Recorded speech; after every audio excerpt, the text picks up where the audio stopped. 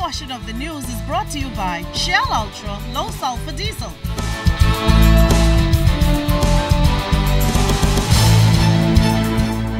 The family of a murdered victim still struggling to pick up the pieces following his tragic death more than 3 months ago. Michael Russell's family say they are also doing everything in their power to ensure that those responsible for his death are brought to justice. We get that story tonight from Sieska Adderley.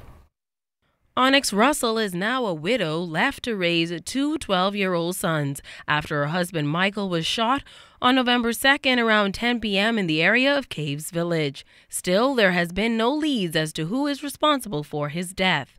But family members along with the community have gotten together to raise $3,000 that's now being offered as a reward for information on this murder. A great young Bahamian man senselessly lost his life.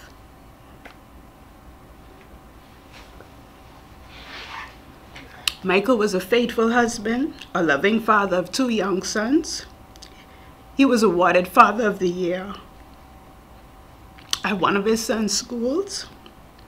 He would volunteer at the Children's Emergency Hostel and cut the boys' hair for school, and he was active in his church. We've been together a long time and still not adjusting to the reality of the situation. Russell is hoping this move will lead to the arrests and convictions of those responsible. She stressed that all information is confidential. The family of the 34-year-old also took to the streets handing out flyers. Michael's sister-in-law, Monique McKinsey, says if Bahamians were to join forces, then rapists, thieves, and murderers will have no place to hide. We are our brother's keepers, and the police, they can only do so much. Like, their reach only goes so far. So in offering something like a reward, we feel that yes, it should be continued. You know, I wish we were in a situation where people would just volunteer information and they didn't have to live with the fear of, you know, giving someone else up. President of Families of All Murder Victims, Candy Gibson, supports the family, stressing that by helping to solve this crime, you may very well be saving your own life or a loved one. Give this wife closure.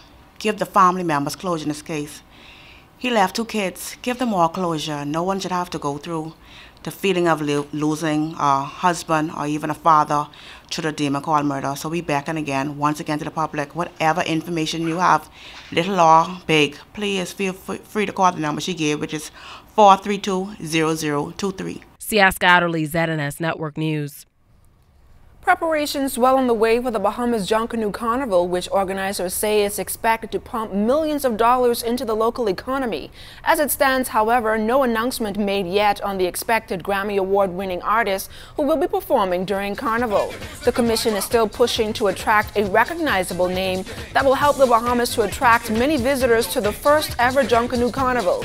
Meantime, Chairman Paul Major is again expressing confidence that the business plan drafted for Carnival will make a great impact on this country's economy. It's tremendous, and it is no different to every dollar that's spent here by every tourist every day of the year.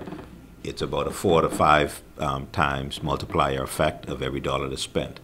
So the $9 million, if let's assume 7.5 of that is going to be spent in the local community, you're talking about a spin-off effect of over $25 million.